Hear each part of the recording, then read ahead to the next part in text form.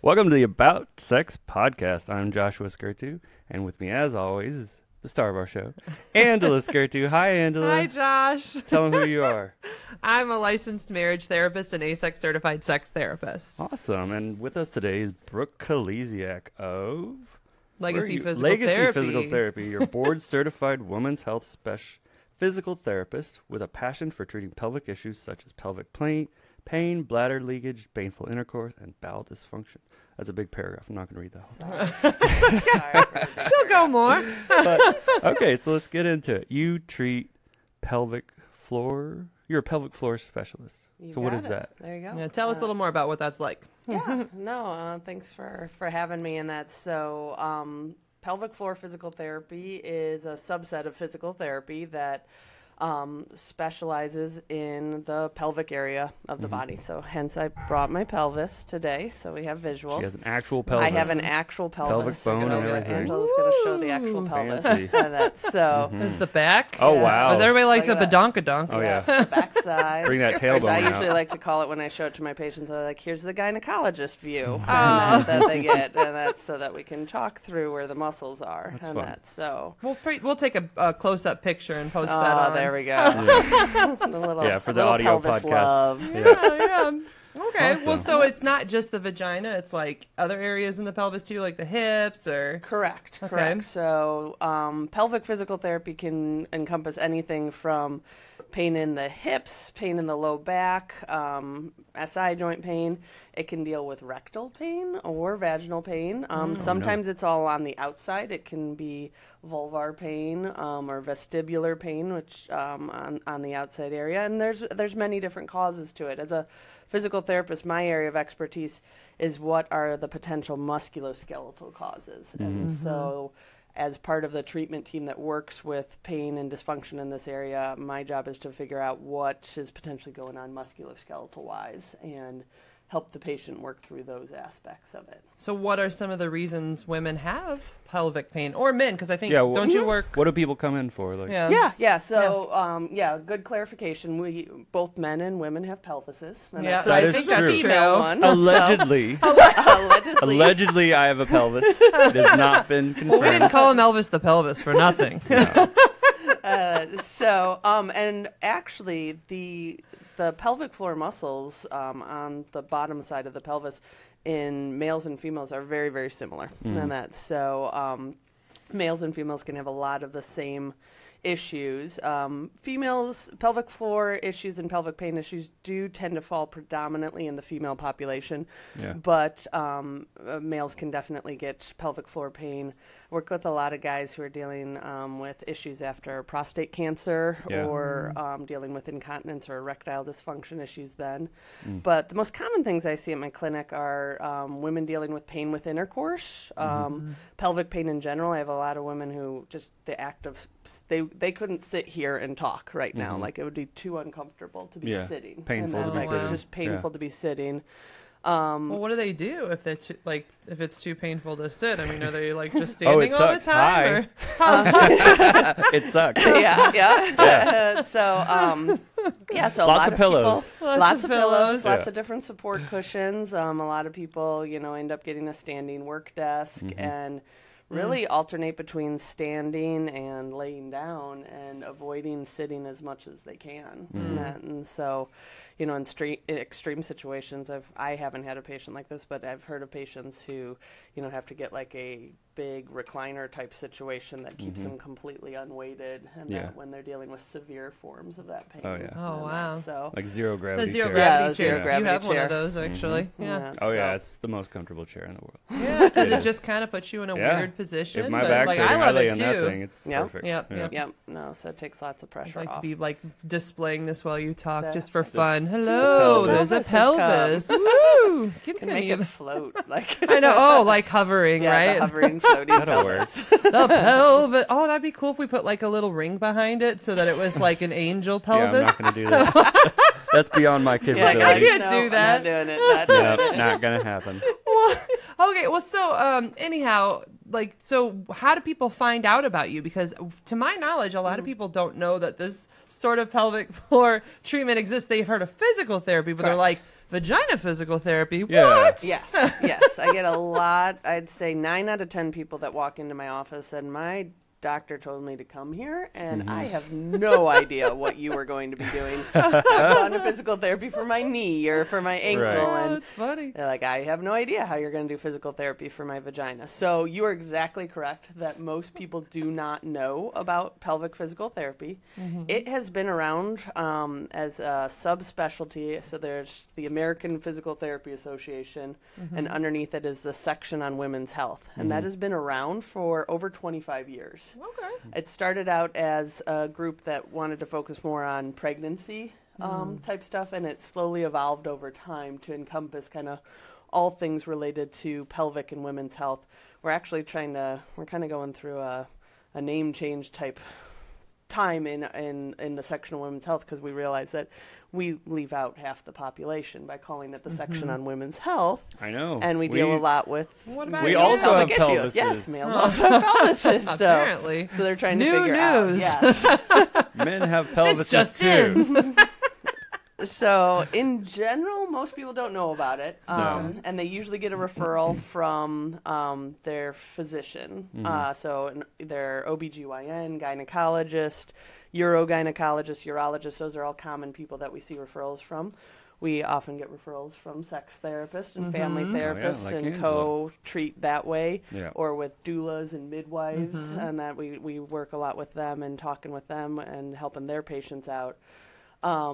But frankly, more people need to know that pelvic physical therapy is out there. And that's so one of the things that we're trying to get people more aware of is, so in France, every woman who's had a baby automatically gets a referral to pelvic physical therapy. Really? To For make like, sure everything's okay. to make yeah? sure everything's okay afterwards and that. And so that definitely does not happen here in the United Oh, States. no, not at all. France is very forward thinking. I think they even send a person home with them to help watch Oh, their yeah. baby during the beginning times. I'm Yeah. like, wow, yay, France. Yeah. It's like, I mean, you need it. Come on. You Yeah. do. It It's takes a lot exhausting. of people to raise a kid, man. I know.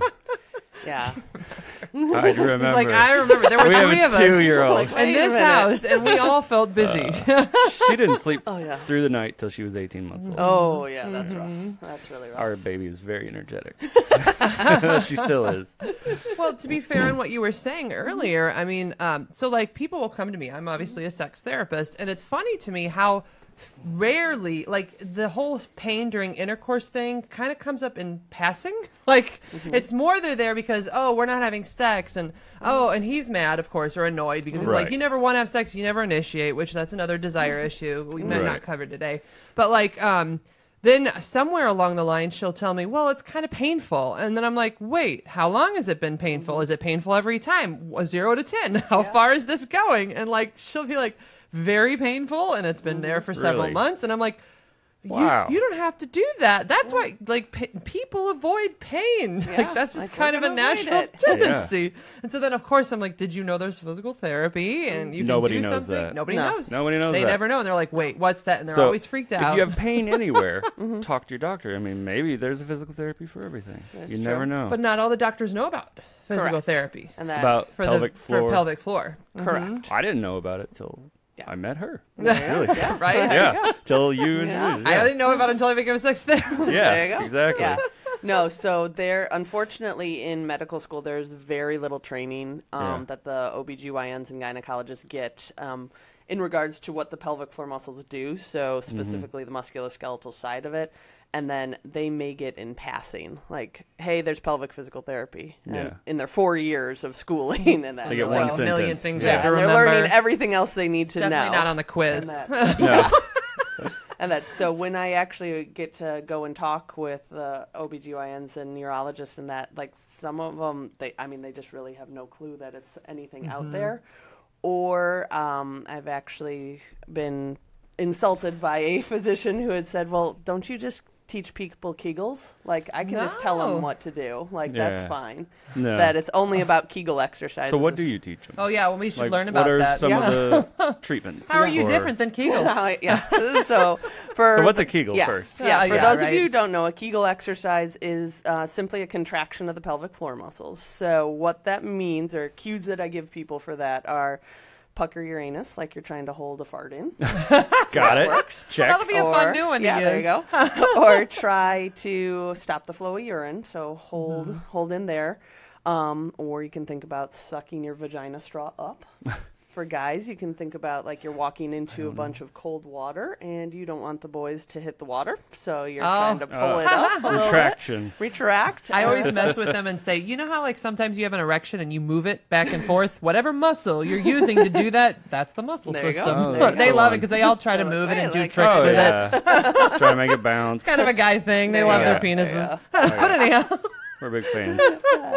So a long time ago, a gentleman named Kegel coined the phrase that he figured out that if people or women exercise those muscles, that it can help with urinary incontinence, other urgency, frequency, bowel issues, all that kind of stuff. And so ever since that, I don't know exactly when, I think it was back in the 50s or 60s, they've been referred to as Kegel exercises. I usually call them pelvic floor muscle contractions because I don't want to give credit just to that dude.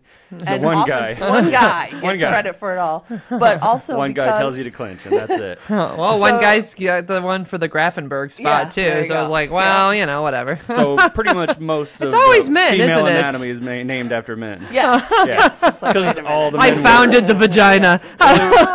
all the OBGYNs were men back in the day. Well, yeah, it back makes in the day. sense. Yeah. So yeah, we all got male name issues. So Yeah. like, wait a minute. Well, then maybe there is penis envy going on. There You you never go. know. No, There you just go. joking. That's not a real thing. Go. But pelvic floor muscles, so the Kegel is just a contraction of them. And so a lot of times I don't even tell people that they're doing Kegel exercises because research has shown that 40 to 50% of women are doing that contraction wrong. And Yeah. so they Oh, think okay. they're doing the right thing, but they might just be clenching their butt cheeks or using their inner thighs, or they're actually pushing out when they should be pulling in. And that's so... Oh, there's a difference? Yes, there is a difference in that. Yes, So you can push out pee or you can hold pee in. No, Yes. I can't. You can, You assume I have control over that. I know those yeah, there you go. differences. There you go. If And you that- don't, just try it, see what happens. Yeah. So the pelvic floor muscles are muscles like anywhere else in our body. So to say that all you needed to do to fix a muscle is to tighten it is to say, like, I want to get my hands stronger, so I'm going to walk around all day long tensing my fist like this and Right. make it stronger. It's like, okay, well, the hand needs to stretch and relax and move all different ways. So does the pelvic floor. And so a pelvic floor physical therapist can assess how these muscles are moving and working. And are they too tight? Are they too loose? Are they not coordinating with other things? Are there knots or trigger points or scar tissue that's painful and limiting the function? Yeah, So- because that can happen after episiotomy, Yep, right? Or yep. even from like the tearing after having a baby, that can happen. Yes. So a lot of women that I see postpartum who are dealing with pain with sex, their pain is often related to scar tissue that's not moving as well as it should be from either an episiotomy or the tearing from the birth itself. And they get their 6-week checkup, and the doctor's like, okay, everything looks good, scar's healing well. And they don't really like try and move it around much. They try And- to just not touch it. Yeah, they're like, oh, Like, you know, don't hands touch off. Should be it. good. And Yeah. so then these women go home with the green light to have sex, and when they finally feel comfortable enough and brave enough to do it, it hurts. Yeah. Yeah. And then if it, some of them end up calling their doctor and saying, hey, I tried and it hurts. And most of my patients that I've talked to, they get told, well, you just had a baby a little while ago. It's going to hurt. Just drink some wine. I Maybe use some more lube. More It'll wine. be okay. Little More more wine and foreplay. lube just makes everything better. Yeah, wine makes everything better. Got it. So In some situations, yes, Yeah. not always, though. And so Many unfortunately, a lot of these women, so then, they maybe try that and it hurts again. And they don't think to call their doctor again because they're like, well, last time I called, they just said to drink wine and, use more lube. Right. So they just kind of live Right. with it. They live with kinda it, deal yeah. with like, okay. Yep. But then they want it less, Yeah. and they avoid it, and then their husbands feel Yeah. rejected, and they're like, "Why don't you want to have sex?" And Yeah, it yada leads to yada. this Here's whole- your job. Yeah. So I love when I get women who come in who are. I find that most of them have to be very proactive. Either their friend or a coworker, someone has told them about pelvic physical therapy, and they've been brave enough to say, I'm having pain with sex, and and someone will say, oh, I know where you need to go. You need to see a pelvic physical therapist. Because a lot, and don't get me wrong, there are some OBGYNs who are forward thinking enough that are sending them that way. But a lot of times I get them at like a year or so postpartum because they go back for their yearly exam at that point. And they're like, I'm still having pain. And you know what? But they don't. That's a long time to go. It's a long time. Yeah. I wanted to say, like, I had a C-section, so I didn't even do a vaginal birth, but I actually still had pain after it, too. And I was like, whoa, why is this happening? And I just think that, I think the chemistry changes a little bit, too. Yeah, there's definitely chemistry changes. And, yeah, some women will think, oh, I had a C-section.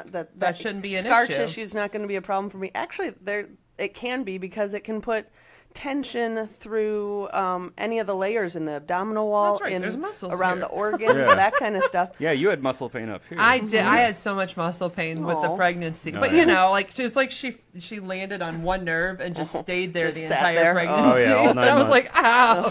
She was just dancing on a nerve. Nice, Yeah, nice. yeah. But so I'm just saying you don't have to have had the vaginal birth to Correct. still have pain, Yes, you know? Like, C-section births can, and just the stress of, you know, carrying a baby for 9 months. Yeah. Like it's, you know, you're carrying a bowling ball on your pelvic floor for an extended period of time, and so your pelvic floor is doing a lot of work. So That's a I lot. love your eyes. He was like, Bowling ball. bowling ball on there. No, thank you. You know, That's too much. thank you. No. You just got to hold it If for I have 9 a- months, honey. Yeah. If I have a big lunch, I'm like, oh, I'm gonna die. But you guys carry people in you. No, it's kind of a crazy. unique experience. They move Yeah. and stuff. You're like, is that an alien? Well, mine has a movement too, but it's totally It's a different. different kind of movement, Oh yeah. Oh yeah. huh? Bowel, perhaps. Exactly. Nice, You're good, nice. you know and your things. science. I'm Angela. Love you. All right, but there's other. So we should talk about the other reasons. Like, so it's Yeah, what not else? just after pregnancy, right? Like, What other what are the causes? other things? Yeah, so probably the next biggest population that I see pain with intercourse with is the postmenopausal women. Yeah, yeah, pretty high. So that is a really big time where, you know, they're getting lots of changes to their whole body, but when menopause happens and we start to lose some of the estrogen in the area, the vaginal tissue and the tissues around there just aren't as supple. And so sex can start to be very painful, it can be very dry. The tissue is just more friable and it's not as plump and supple and giving. And so women can start to experience pain at that point. And even if the muscles weren't the initial cause to the pain, so it might just be that the tissue's really dry, and a lot of people say it, you know, it feels like sandpaper when they try to have sex. And some women say they tear a little bit Yeah, too. they can tear a little bit. But one of our bodies doesn't common sound like, fun. ouch, No. that doesn't sound No, fun at not all. fun It's at not. all. I hear it's No. a terrible experience. Yeah. You need definitely gallons of lube. There you go. That, yeah. But it can start out as just the pain, and then our body's response to it as a protective mechanism is Right. for the muscles You to retract- tense yeah, you up tense around up. it. Yep. And then unfortunately, if they don't relax again, then the muscles being tense can Yeah, be part that of can the be problem painful too. itself, So yeah. it gets into a vicious cycle of pain causing muscle tension, causing pain, causing muscle tension. I And tell women they're literally traumatizing their vaginas. yeah. They are. It's been traumatized. We need to take care of Yeah, her. we need It's, to be it's very okay. nice but to it's it. true. You have. Yeah. All So right. one of the ways that we work, especially with that population, again, and it goes very much along like we need to stop traumatizing the vagina, is I should have brought them. I didn't. It's vaginal dilators. And so I don't have Well, any explain it. either. What we is can, it? we Yes, can, you'll we can explain get a that. peek. What is that? So vaginal dilators are a way to kind of very gently and in a very controlled fashion, stepwise increase the amount of stretch that the vagina can take, and so they can start out basically the size of a finger or even smaller. I've seen a few really small ones, and they work up. You know, like maybe there's 4 or 5, 6 different sizes. Until you're getting up to about erect penis size, and that's so. I had one client who had to use a dilator up to the size of width of a phone because she said her husband's very penis big. was that big. She was like, "It's this big." big. That seems a bit much. It was. That was the Oh. problem. He was just too big, and it was painful. So, Yeah. guys, big penises are not always a good thing No. for females. We're kind of small. Yes, I have had many a patient say, "I wish he was just a pencil size." So I was like, "Okay, all right." These well, situations, Yeah. a micro penis Yeah. would be a good thing. Just saying. No, it's true. Go on. Anyway. No, sorry, I'm just no, messing it's with fine. you. So the dilators are a way that the woman can herself start to stretch the tissue in a very controlled fashion where she's in control of inserting it, and we're not forcing through pain. We're just very gently increasing the stretch slowly over time until she feels comfortable or has worked up to the size that's closer to her partner. I see. Okay, so that works really well for a lot of women who postmenopausal, sometimes postpartum where we're dealing with scar tissue that needs to be stretched, works well for a lot of women who have been unfortunately thrown into menopause with cancer treatments, breast cancer treatments, stuff like That can that. cause it That. early. So, That can cause it early if you have. yep, like, cancer and or that's something? so a lot of women, when they're dealing with breast cancer, depending on the type of breast cancer, they'll shut down ovary function, and that because it's their breast cancer. It's a type of breast cancer that responds to having estrogen around, and so they want to take I see. as much estrogen out, and so they put women into early menopause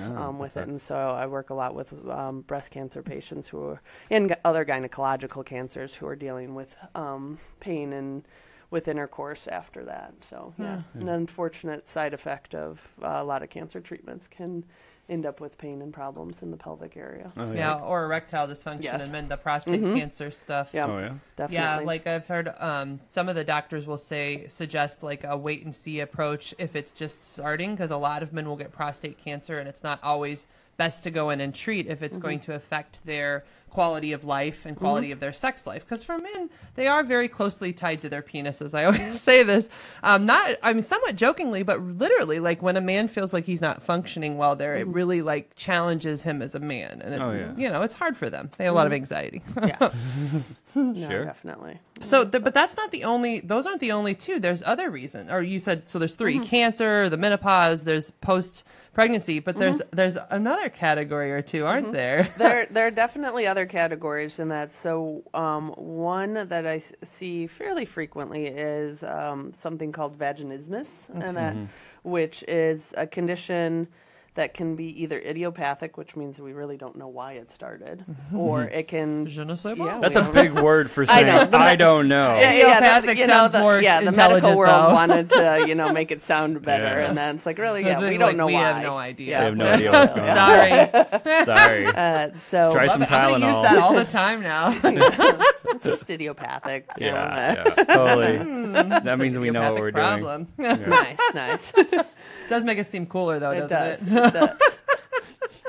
But So vaginismus. Continue. vaginismus is a condition where the pelvic floor muscles are basically kind of spasmed tight, and so they are not allowing any type of penetration into the vaginal canal. So this can be during a gynecological exam. This can be with tampon insertion. So a lot of girls first notice it that these are people who were never able to insert a tampon, and that it was always painful or not even possible. And then they, maybe get their first boyfriend or they're virgins and, wait until they're married and they try and have sex and nothing's going in. I've had a few people who haven't been able to consummate, like, because it's just so painful. And they're married for like 2, 3, 4 years. Yep. Can happen. It can happen. And vaginismus is an interesting one because it can be both. It could be painful or it can be completely not painful.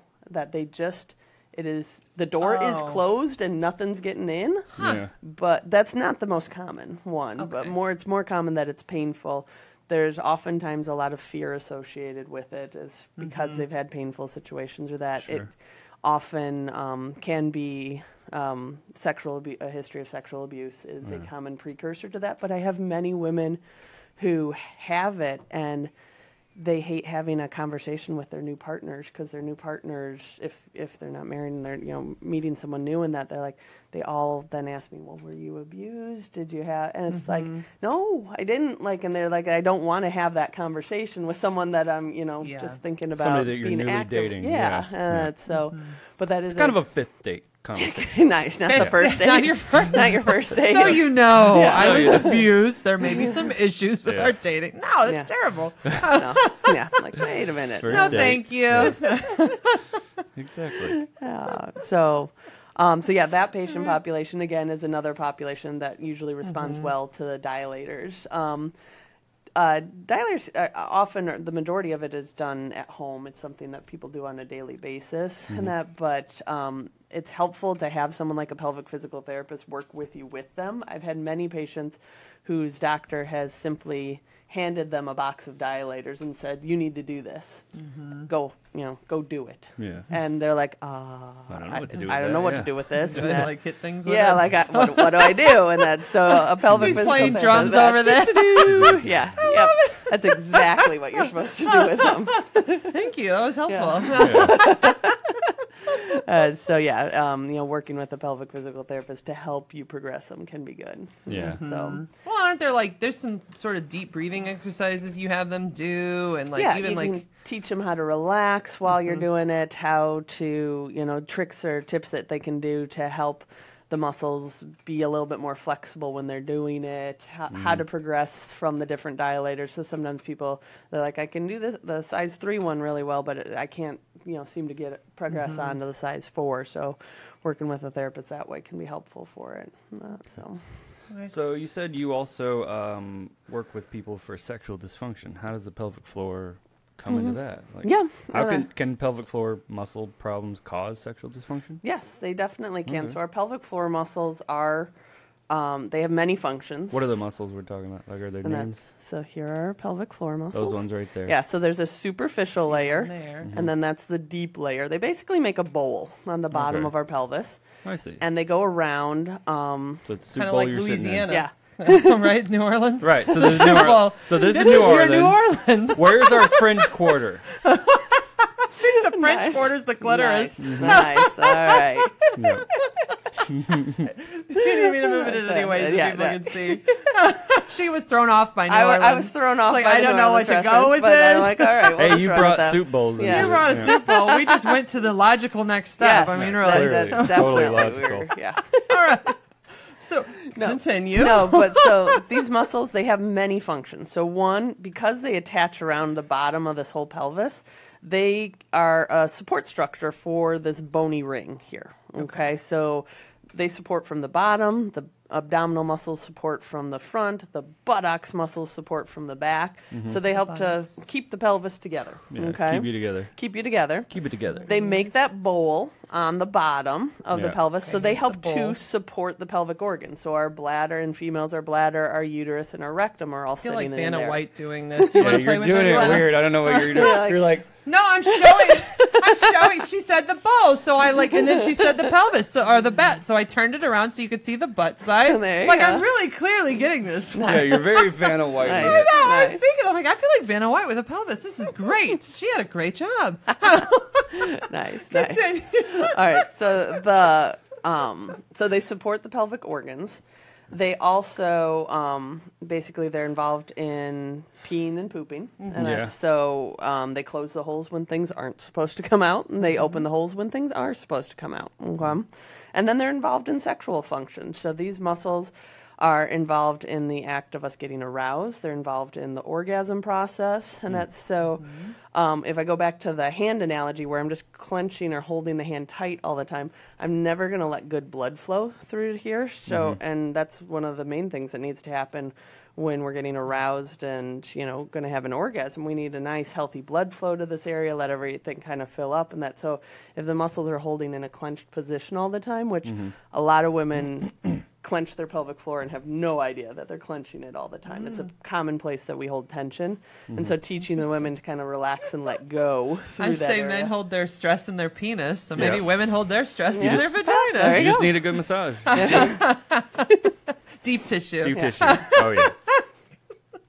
Nice. So Tell us the medical stuff. Continue. Yeah, no, We're yeah, just going to sorry. poke fun at it. Yeah. Yeah, Give it it works. interesting. So, sexual dysfunction can happen with the muscles are too tense, too tight, not relaxing and moving the way that they need be. The muscles themselves can be causing pain in the area, and therefore we're having trouble with libido getting aroused and feeling like you even want to. Right, yeah. And that, Oh, yeah, if you have pain, you're not going to be in the mood. and often, Unless you like pain, but this isn't yeah. That's consensual. not the same kind of pain. yeah. It's different. You're not consenting to that Yeah. pain. If you're consenting, it's Yeah. very sexy. What if you then consent to it? No. I don't know. it's No, still you no. can't because it's like your body's attacking you. You feel out of control, and Oh, I women know. hate it. They tell me they feel kind of like this sense of brokenness, and the very thing that kind of yeah. identifies them as being female too. I think sexuality is a big part of every adult. It's Yeah. a tough topic. yeah. And one that Nobody wants to be broken. Well, no, No, definitely nobody wants to not. feel that way. Yeah. And along that lines, I get a lot of women who potentially are avoiding sex, not because they're having pain or that in this area, but because they're worried they're going to pee during sex or have an accident because they're having bladder control issues and their pelvic floor muscles can be part of that they're not controlling well. So they avoid because they're embarrassed. They don't want to be embarrassed. Yeah, Yeah, they don't want to be Yeah. embarrassed in the situation. So again, that can cause Yeah. problems. So so there's definitely multiple ways that. And the anxiety of it, I'm sure that makes it even worse. Yeah. Harder to get into it. Yeah, definitely. You know, you mentioned a treatment team. Who's on this treatment team? Yeah, no. So it really depends on the person, but I feel like, especially if we're talking about specifically with pain with sex, and that a pelvic physical therapist, a sex therapist, yes. Like Can an be. Angela. Like An a me, Angela. but I do a very different thing. I will not go into your vagina. No, We'll talk all about it and talk about your relationship. sure. We should actually probably talk about that I probably will go into your vagina. Yeah. Yep. So we'll So come you back will to have- that. Yeah. gloves. You will have them. Gloves. Yes. No, but like, so that's That's an a big important difference. Yeah. distinction. So, like, as a sex therapist, it's all talk therapy. Right. But what I'm doing when it comes to pain is that a lot of couples have stopped having sex for like a long period of time, and so now they're going to physical therapy. But okay, it's great to get the muscle structure in order, but if you haven't been intimate with your partner for a really long time, there's all these things like who's going to initiate, how should we initiate? Should I wait for her? Should she be doing it? And then also they'll have stopped everything, like certain forms of affection, because what happens to the woman is she's afraid she is leading him on and she doesn't want to follow through with sex. And so, even with basic affection, so she'll avoid things like kissing or just basic No touching. Yeah, no Yeah, touching, because she hands doesn't off. want to lead him on, but then they're missing out on like some very basic Yeah. Human connections, interaction. human touch. Yeah. Yeah. And so a lot of what I kind of do important. is the couple interaction stuff. I always take a lead from you physical therapists. So like if the physical therapist says no penis and vagina intercourse until you're at a certain point, then I teach them ways to be intimate and sexual without that. Because by the way, that's not the only way to be sexual. Just want to Yes. throw that out there. Your Yes. whole body can be a sexual organ. But then the other piece that I do is more anxiety. Like I have women who are working with you or another physical therapist. And they're like, I feel like I can do it by myself, but like when it comes to Yeah. sex, I'm freaked out. I don't think it's going to work. And so Yeah. we do kind of a version of mindfulness to like teach them to take it one moment at a time, be fully present, like stimulate your nerve endings, focus on what's pleasurable. But it's its own process to get people past the anxiety. No, that's so important because I've had many women who are progressing really well with the physical side that we're Yeah. working on, and they're They've doing been like great. They're dilating like, up the "Woo, I've wazoo. I've got No, this." literally. Not the wazoo, the vaginal. Oh, yeah. The vajayjay. The vajayjay, that's what it Yeah, is. but the thought of bringing their partner back Yeah. into it and all that is some fear in there's there, some yeah. fear associated with it. So making that transition over and that that's where definitely working with a sex therapist can be really important. But then that's where the line stops because I don't go into a vagina and you do. So if you're in sex therapy and your pants are off, you're doing it wrong. But people ask if they're supposed to get Right. naked, and I'm like, absolutely no, not. absolutely Please not. don't You're get doing naked it- in my you're office. doing it wrong. But if they go see a pelvic floor physical therapist, they You're may doing it get right. undressed as a part of it. So yes, just Face down, though. Yeah. throwing it out there, like that's not what Nobody we- said that, Angela. What are you talking about? Nobody said they had to be face down. What are you talking about? No, I meant waist down. Waist I said down. the whole. I totally said the wrong word, but it's funny. I Sure. thank you for clarifying because Wait. then everyone's gonna be like, why are they going from behind? Also, they could take their top off. You never know. No, usually they have their No, shirt. sure. It's like what? You get like a drape Little on gown your or legs or something. something. Yes. So let her go. Yeah. Tell us more about what I you think do. she got this. We're just making guesses Yeah, here. no, you're fine. So I look at the person, different pelvic physical therapists, I'll do it a little bit differently, but one, for comfort's sake, and two, because I believe that all of our muscles in our body work together. And that's so I start out my evaluation looking at the muscles around the pelvic area. So abdominal, back, hip, buttocks, thigh muscles. And that's just done by talking with the person and having them move through some different positions and seeing how strong, flexible, and coordinated they are. Letting them know, okay, do any of these cause any pain? Do you feel any tension? Does this cause pressure anywhere? Like, they're just letting me know what they feel. And then the second part is looking more specifically at the pelvic floor muscles themselves. And the gold standard for that is similar to a gynecological evaluation in females. Yeah. And so it involves them getting undressed from the waist down. At my office, I do not have stirrups. It's not like a gynecologist chair. It's, trying to be as comfortable as possible and kind of supporting their legs. But I'd insert one gloved finger into the vaginal canal. And I'm assessing where the muscles are resting. Are they too tight? Are they too loose? Is there scar tissue? Kind of getting a whole big picture of how they're moving and that. And that part typically takes maybe like 5 minutes or so. It's not, we're not in there for a long time. Yeah, you're not there for an hour. Yeah, no, and it's very much just trying to get an assessment of what's going on. And then depending on what we find, internal treatments might be involved in future sessions, and that if we have a lot of scar tissue or knots or trigger points that we need to use manual techniques to work out, then we'll do that. But we talk through that ahead of time and we plan for it. They know what's going to happen. Yeah, they know what's going to happen. You don't surprise them. She's got a good bedside manner is what she is saying. Yes. Like, I'll make you feel comfortable. You ease them into it. Take your coat off for you, I'm just kidding. Yeah. Well, I feel like in general, because females are used to going to the gynecologist, they're a little bit more used to that. When I work with my male clients, I find that oftentimes their referring physician hasn't maybe prepped them for the fact that what the examination might entail. I see. And so I get a lot why am I squatting? I get a lot of gentleman clients, patients who come in, and I explain ahead of time what we're going to do. And so in guys, the gold standard is a single-digit insertion into the anus to assess the pelvic floor muscles. And so many of them, their eyes kind of light up a little bit when they hear that. And they're like, I didn't expect At least buy me a drink first. So I find that usually with my male clients, once you're in your 40s and 50s, they just start going up there all the time. Like, they do it all the time. Yeah, you gotta but check your butt. as a younger guy, like, they never really. Yeah. I've never taken my clothes off for my doctor. It never really happens. It's a rare thing. They don't even cup your balls. I heard that was a thing. I've had it done once in the last 10 years. Really? It was wonderful, but was it good for you? No. But I think women are used to it more.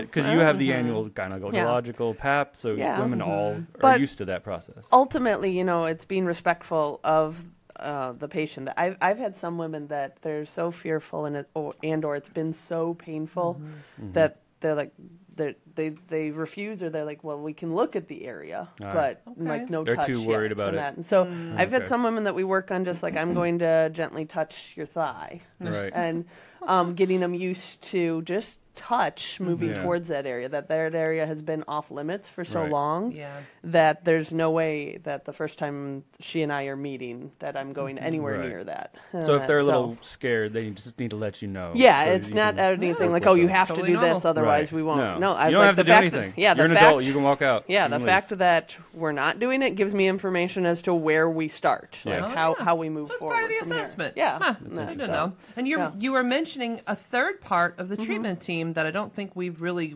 delved into, which is the medical doctor. Yeah, medical doctor. And so when we're talking about pelvic pain, it can be a challenge sometimes to find someone on the medical doctor side of it who can really take ownership and help. So it potentially is going to be a urologist.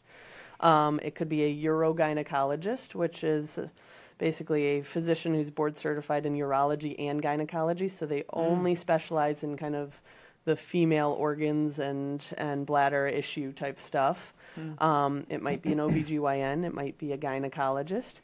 It might be, there's a few in St. Louis, a few physical medicine and rehabilitation doctors who work more on the musculoskeletal side of things, but specialize in pelvic area. So what my recommendation to people who are going through this is if you don't like what your doctor says about it, if they just give you the like go drink some more wine or just use a lot of lube, find another doctor. Yeah. Like that. It's not, don't let them shame you into thinking that this is all in your head and this is something that you're just going to have to live with. Like there are other doctors out there. Unfortunately, a lot of times it does take some searching to find a good one, or at least one that's very compassionate about it. There's several doctors in town who are wonderful, maybe don't necessarily have all the answers for why you're dealing with pelvic pain, but they're at least extremely compassionate and listening to you and are receptive and willing to work with you. And willing to offer you the suggestions. The hard thing is not all the doctors will offer a referral to pelvic floor, either because they don't know about it or, like you said, they kind of don't have maybe a respect for it. Like, what, you're just doing Kegels, why do I have to? Yeah. And it's a lot more than Kegels. Yeah. Especially like on the pelvic pain side of it. for a reason. Yeah. Like if your doctor could just give you a piece of paper and say, go do this, then there wouldn't be physical therapists. Yes. Reality is, yeah. It's a lot of work.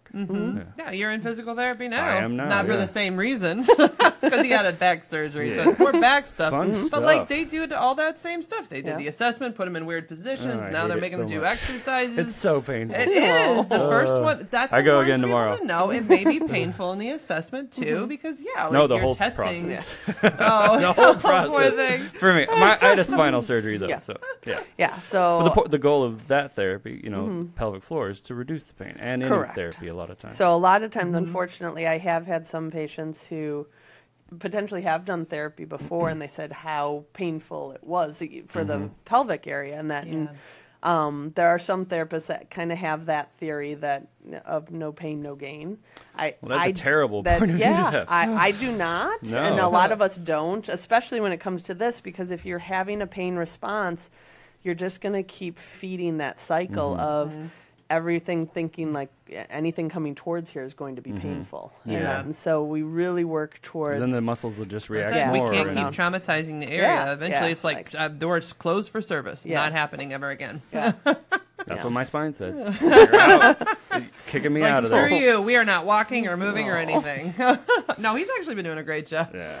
I started swimming Well, You good. started swimming. again. Nice, nice.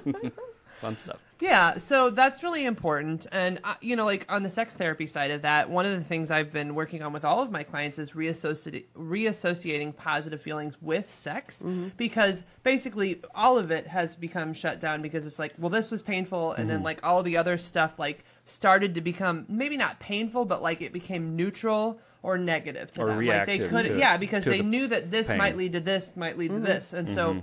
we take sex off the table for a time, and like sometimes there's just dry humping involved and a lot of making out. No, and seriously, Oh, that can be a good thing. no, it can be fun, but like I have no problem with it's dry meant- humping. So, It's really meant to remind them that sex can be pleasurable again, and there are a variety of ways to do it. So you take the pain out for a bit. Yeah, take the pain out for a bit until you guys do some of your work and get that, get those muscles moving the right way. And then by the time that they're getting there, they're actually experiencing desire again for sex. That's good. So there's a lot of good stuff to do. I think it's an important part of sex. Desire. Are there any things that doctors, since you were talking about doctors, are there any things that doctors like do to accompany you as far as like treatment? Yeah, there are definitely some treatment options that are out there. So there are some medicine options that can help, especially if the muscles are, dealing with some muscle tension or dealing with some nerve pain in the issue. So there's some medicines that can specifically help with nerve symptoms to kind of calm things down. There's some topical medicines that can be put on the area, especially if the pain is more right around the vestibule or the vulvar area. That What's a vestibule? The vestibule is the area right around the opening of the vagina here. Oh, okay. So the vulva is the whole area encompassing. I'm showing myself, and they don't get to see. I'm like, hi, let's look at it. And the vestibule is right around the opening of the vagina. Closer. Watch, you go for it. Oh. Vestibule. See, there's Is it showing vestibule. up good?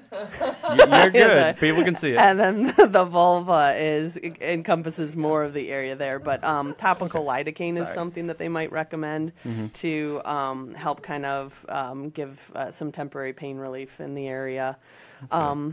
There's sometimes some women potentially go through Botox injections for their pelvic I've heard of floor. that. Does that help? It can in the right situation, that if the muscles are just just spasm They can tight just and just paralyze them? not Yeah. letting go. They can get them to let go. Risk factors Interesting. associated with that are these Yeah, I thought muscles. they tried to avoid like paralyzing muscles with that. They but I they guess- do, but Depends. Botox can be helpful in the right situations. It's used for many different muscular conditions, but there are risks associated with Sure. it. So these guys help to make sure that we don't pee and poop on ourselves. And Yeah. so if we hit the area too much, You don't want to do that. then yeah. we potentially have issues on that end of the Incontinence issues, spectrum. yeah. There are And also that's certain all. surgeries some people Yeah. might get it, but we always try to go like low risk before we go high risk. Surgeries Yeah. are higher risk, and so it's always better to do the easiest route 1st. Not that this is like easy. There's some work involved Lower in this, risk. but Yeah, like lower lower risk. risk. Anytime you go permanent in damage. cutting, you have risk of more scar tissue and the Yeah. body not working as well. Yeah. So we try to do that as a last resort, but Yeah. doctors are available to do certain surgeries. Definitely. Along the lines with working with your physician and a pelvic physical therapist, and that you, as the person who's dealing with these symptoms, might be the one to have to bring up the idea of pelvic physical therapy to your doctor. Yeah. That they might not be familiar with it, and so you might have to be the proactive one. So don't necessarily assume, well, my doctor hasn't told me about pelvic physical therapy, so he or she must not think I need it. And that Yeah. they might not have it on their radar at all. Yeah. And so you might need to be the one to kind of search Lead that them that out. way, yeah. Yeah. Well, there's a reason for that. I actually was talking to a doctor recently, and one of the things she said for why that can be the case is that doctors are really kind of doing a triage. So they're thinking about life and death first, not quality Don't of die. life. Right. And there are some more forward-thinking doctors who are like, well, quality of life, quality of sex, but like cancer. Is there anything that could potentially cause your bladder to not work at all? Things like that. Right. So it's just kind Those of are more important. and they only have 10 to 15 minutes to spend with you, so they're not. That's They another may not problem. advocate for some of the things that you need, like physical therapy, because they're thinking more along those other lines, like, is this an abnormal PAP? What happened here? That sort of thing. Yeah. Okay. Yeah, so just know that as a patient, you might have to be the one advocating for it. That's okay. Yep. So- And doctors love it when you go on WebMD and tell Oh, them what yeah. to do. You're like, I have these they're symptoms. big fans of that. They're like, oh yeah, let me tell you, you have cancer. Is that what you found on WebMD? Yeah, I have cancer. That's it. Yep. It's endometriosis. Every single thing you look up on WebMD will list cancer as one of the possible causes. Every single thing. So apparently everything I have causes cancer. Yeah. Nice. Exactly. So that's what we need to find, and then you'll be okay, cured. Okay. Sounds good. You have any other questions, Andrew?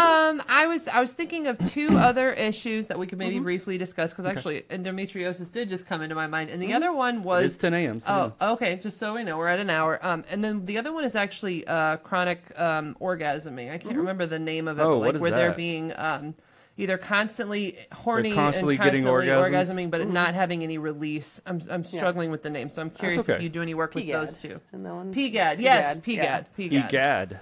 EGAD. PGAD. No. PGAD. Yeah, so with that one, people initially, when they hear Persistent that, genital arousal disorder. Yeah. That's what Okay. it is. Okay. People That sounds like originally- it can be a problem. yes. Oh, so it is. People up front, when they hear it, like, oh, isn't that a good thing? It's like, no, No. think about going through your day aroused all day long and potentially orgasming. Hey, you're in a all day. meeting. Yeah. I was a teenage boy. I know what you're He talking knows about. exactly what that's like.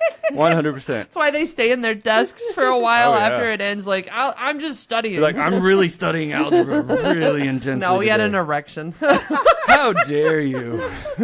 So PGAD is something Yeah. you work with. So it's not a common condition, but it is out there. Yeah. And that's definitely something that pelvic physical therapy can help out with. Again, we'd be assessing what's going on with the pelvic muscles there. Are they not releasing or letting go the way they should be? Is there faulty muscle tension or movement around there that's, kind of feeding into the nerves that are supplying the area for arousal and orgasm and that? And so what can we change that way? Can we learn to teach the person some techniques to kind of relax and down train everything in the area? So it's definitely something that pelvic physical therapy can help with and work with it that way. And then you asked about endometriosis. What's and endometriosis? endometriosis is. I'm just gonna do. I'm Angela's thinking of these like it's tumors juggling. and stuff. There's Oh. like cysts and So, things. Okay. yeah, I mean, that's close. I'm not a doctor, No, so. you're Yeah. fine, you're fine. So let's let her answer then. I know, right? This is a great explanation So, for it's endometriosis. It's where your hands randomly go like this There's during a things making podcast. circular motions in. No, go on. No, so endometriosis, we have the endometrial lining inside our uterus. We shed that every month during Right. our menstrual cycle. Sure. And that endometriosis is where some of that endometrial tissue somehow finds its way outside of the uterus and is in the abdominal cavity.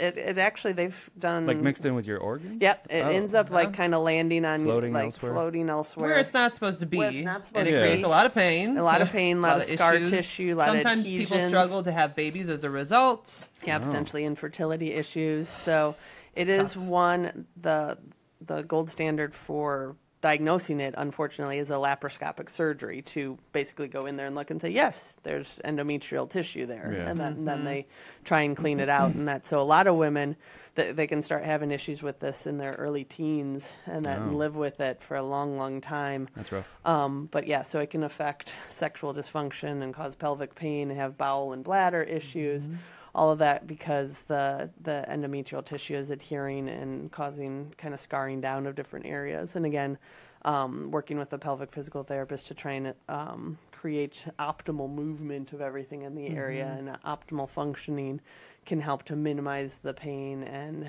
help the women, feel more comfortable in that. So Okay. it's definitely That's great. something that can be beneficial. That's a rough. Yeah. That has to be a rough There's a thing. lot That's of a rough rough stuff one. she works with. But I In think, general, there's Yeah. a lot of rough things that can happen to your body. Yeah, Yeah. definitely. well, I think we've covered all we want to ask. I Is think there so. any final things that are important, that our viewers should know, or do you think we've covered it? No, I think you guys have done a great job, covering a lot of the topics related to painful intercourse. And that what I'd say for, people who are potentially dealing with it, you are not alone. Like there are definitely other women and men who are dealing with it. And so it's unfortunately not something that is as commonly talked about. And so people feel very isolated when they're going through it.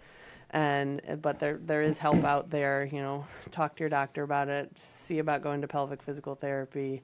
There are options to help. So please don't try and live with it and just think it's normal because you had a Right. baby or Don't it's push normal because I'm menopausal. No, it's not. So, quick question. So, is it normal to have some pain after you have a pregnancy during sex? Or is it just if you have any pain after that 6 weeks and you go back in, is it a problem? The first time might not be your most comfortable time and that afterwards because everything, it got moved around and there could be some scar tissue in that. But, as long as it's getting progressively better, like, okay, that wasn't my best time, but it's getting But better. it's not getting worse or yeah, it staying shouldn't the stay same. the same. It shouldn't be getting worse and Okay. that. So, It's good to yeah. know. Yeah. Okay. Well, thank you for coming. You're it was really welcome. great to have you. no, And happy to. people can find you at legacytherapystl.com. Correct. Or they can find you at legacytherapystl.com/blog, where you have a blog. Yeah. And they can find you on Facebook at Legacy Physical Therapy STL. And Angela, who are you? Where can they find you? Oh, well, of course, if you need sex therapy or marriage therapy, because I do both, right? Yeah. Or does it. couples. She You does don't it have to be all. married. I do it all, She right? does it all. www.therapistintlouis.com. I also have a Facebook page. Just look up St. Louis Marriage Therapy, where I post all of these podcasts and, just everything we do. Yep. And you can find us at aboutsexpodcast.com. And please go on to iTunes, leave us a review. And thank you for being here. Cool. Have a Thanks good for day. having me, guys. Bye.